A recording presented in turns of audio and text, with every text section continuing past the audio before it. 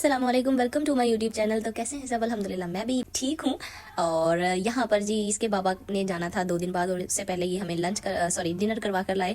और हम साथ में सबसे पहले हम दोनों गए थे, उसके बाद हम सारी फैमिली को लेकर फिर डिनर करने गए। और यहाँ पर मैं जा रही हूँ डी ग्राउंड वाली साइड पे। वहाँ पर इन्होंने मुझे एक गजरा लेकर दिया, जो मुझे सबसे अच्छा, मैं कहती हूँ मुझे कुछ भी, मुझे सोने का या कोई इतना मुझे एक्सपेंसिव कुछ नहीं चाहिए होता है। जब मुझे ये एक गजरा ले देना मैं बहुत खुश हो जाती हूँ। तो यहाँ पर इन्होंने मुझे एक गजरा लेकर दिया, और साथ में फिर हम पहले एक और जगह हम डिनर करने गए थे। उसके बाद अगले दिन, जो पहले वाला क्लिप था वो अगले दिन डिनर का था, तो फिर उसके बाद हम यहाँ पर गए। तो यहाँ पर जाकर हमने डिनर किया। ये बाबा टिक्का शॉप है, ये दूसरी वाली है। हम ये जो पहले वाला क्लिप था वो दूसरी उनकी ना ब्रांच थी। तो मैंने कहा कि दोनों चले विजिट करनी चाहिए, कि दोनों का टेस्ट क्या जो खाना है उसका सेम है या कुछ डिफरेंस है। तो फिर मैंने जब चेक किया तो दोनों का टेस्ट भी बहुत बहुत अच्छा था। लेकिन जो इधर पहाड़ी चौक वाली साइड पे है वो ज़रा कम एक्सपेंसिव, इतना एक्सपेंसिव नहीं है। जो दूसरी वाली साइड पर है ना वो बहुत एक्सपेंसिव है, उसके तो छोटे छोटे इतने ज़्यादा चार्जेस हैं। लेकिन फिर भी मैं वहाँ पे विजिट करके आई तो अच्छा था वहाँ का खाना और इन्वायरमेंट भी बहुत अच्छा था। तो यहाँ पर जी फिर इसके बाबा ने लेके जानी थी सऊदीया मिठाई। तो वहाँ पर हम आइडियल बेकरी पे गए। 2 किलो इन्होंने मिठाई ली वहाँ पर ले जाने के लिए, और 1 किलो हमने घर के लिए ली। तो फिर जी यहाँ पर इसके बाबा ने 2 दिन बाद वो दिन आ गया जब इन्होंने जाना था। तो ये तो फीलिंग मैं एक्सप्रेस भी नहीं कर सकती हूँ कि मेरा क्या उस टाइम हाल था, या मैं क्या सोच रही थी, क्या मेरे माइंड में चल रहा था, क्या मेरे दिल पे बीत रही थी, ये मैं ही जानती हूँ।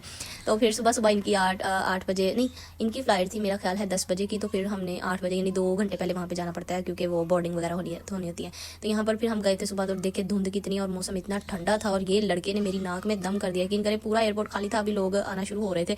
तो तब जाके इसने इतना तंग किया। वो वहाँ पे 2 डॉग्स थे, तो उनको उनके साथ ये इतना खेले, वो भी इसके साथ खेले। तो ये कभी उधर भाग जाए, कभी उधर भाग जाए। तो जी फाइनली फिर वो वक्त आ गया जब उनका डिपार्चर होने वाला था, और फिर हमने उनको सी ऑफ किया।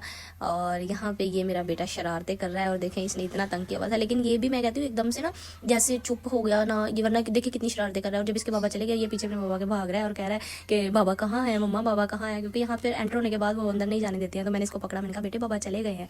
और फिर जी ये जो था मेरे मज़े, जो 2 मंथ मैंने किए इतने ज़्यादा बाहर मैं तो यकीन करें बैठी नहीं ना घर, शाम को भी बाहर जा रही हूँ, दोपहर को भी बाहर जा रही हूँ। तो मेरा यानी फिर जब वो चले जाते हैं तो ऑब्वियसली मैंने किसी के साथ नहीं जाना होता, तो फिर मैं घर ही रहती हूँ। और जब ये आ जाते हैं तो फिर बस उनको ये होता है कि चले इतनी देर बेचारी घर रही है, अब मैं इसको जहाँ जहाँ ये कहती है वहाँ वहाँ मैं इसे ले जाऊँ।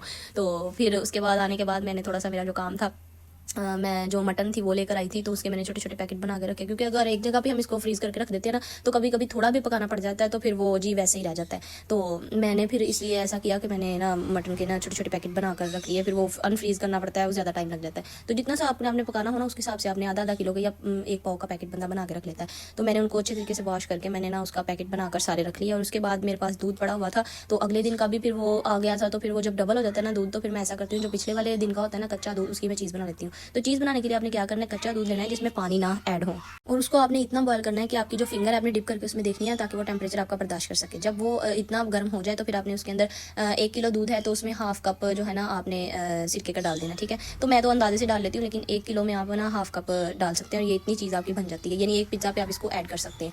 तो वो मैंने डालकर उसको, जब उसका सारा जो है पानी अलग हो जाएगा और ये जो हमारी चीज़ है वो अलग हो जाएगी, फिर हम इसको 2-3 बार ठंडे पानी से गुजार लेंगे। और इसको अच्छे तरीके से जो इसका एक्सेस पानी है वो हम इससे अच्छे तरीके से हमने इसको निचोड़ लेना है।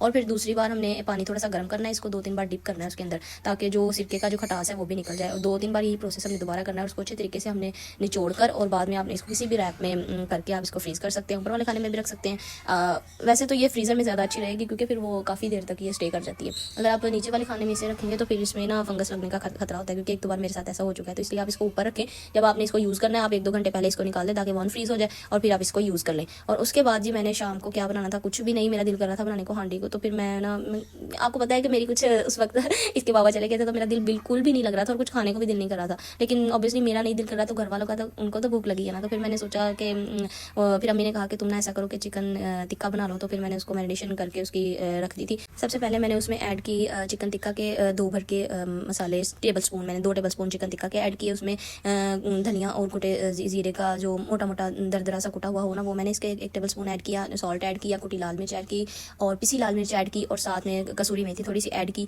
और उसके बाद मैंने इसमें थोड़ा सा जो बेसन था ना, मैंने 1 टेबल स्पून वो इसमें ऐड किया। फिर बाइंडिंग बड़ी अच्छी हो जाती है, फिर ना मसाला होता है जो मोटा मोटा मसाला है वो भी साथ में फिर ना चिपक जाता है, वो उतरता नहीं है। वरना अगर आप ऐसी कोई बाइंडिंग नहीं ऐड करेंगे या कॉर्नफ्लोर या ऐसा बेसन वगैरह नहीं ऐड करेंगे तो वो जब आप ऑयल में ऐड करेंगे तो जो सूखा धनिया है ना, वो जो मैंने पीस कर आपने देखा होगा मैंने डाला है, वो फिर उतर जाएगा उसमें से ना, तो वो साथ में नहीं होगा, तो वो फिर सारा जल भी जाता है। इस वजह से मैंने इसमें बेसन ऐड किया, तो बाइंडिंग इसकी बड़ी अच्छी हो गई थी, इतना मज़ेदार सा ये बना था। फिर अगर आपको मेरा व्लॉग अच्छा लगा लाइक करें, सब्सक्राइब करें और thank you so much for watching. Have a nice day. अल्लाह हाफिज़।